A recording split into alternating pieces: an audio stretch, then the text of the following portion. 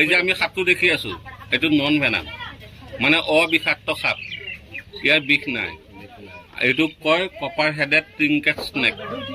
অসমীয়াত কয় ধুন্দুলি ফেটি বা ধুন্দুলি গু এই যে আপোনালোকৰ ঘৰত ধান যে আছে ধানত থকা নিগনিটো খাবলৈ আহিছে নন ভেনাম অবিষাক্ত সাপ ই কামুৰিলে অকল টিটি বেজি এটা ল'লেই হ'ল ই কামুৰিলে বেছি নহয় একেবাৰে বিষ নাই অবিষাক্ত অকণো নাই অবিষাক্ত সাপ এইটো অবিষাক্ত সাপ এতিয়া চাওক মই বহি আছো ইমান ধুনীয়াকে ই মোক কামুৰিছে নে নাই কামোৰা ইয়াৰ যেতিয়ালৈকে গছক নপৰে তেতিয়ালৈকে নধৰিব সি একো চাওক মই কি ধুনীয়াকে বহি আছো কিবা কৰিছে নেকি এই সাপটো আমাৰ ঘৰত থকাটো ভাল তাৰমানে কিয় ভাল ইয়াতো বিষো নাই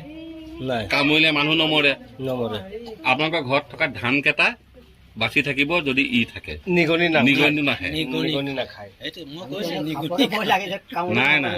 নাই কথাটো হয় আগতে ভয় কৰিছিলে এতিয়া ভয় নকৰিব মই কি ধুনীয়াকে বহি সি বহি আছে চাওক এইটো নন ভেনাম অবিষাক্ত সাপ চিনি পাবলৈ একেবাৰে সহজ চাওক কোলা কোলা দীঘল দীঘল আছে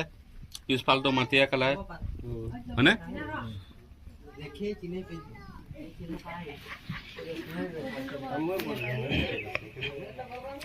ইয়াৰ নাম কপাৰ হেডেড ট্ৰিংকেট স্নেক কিয় হ'ল এই যে মাথাৰ ওচৰত দেখিছেনে দুটা দাগি আছে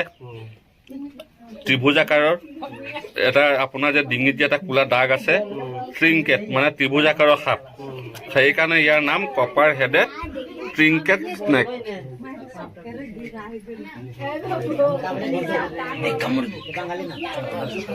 আৰু এইটো সাপক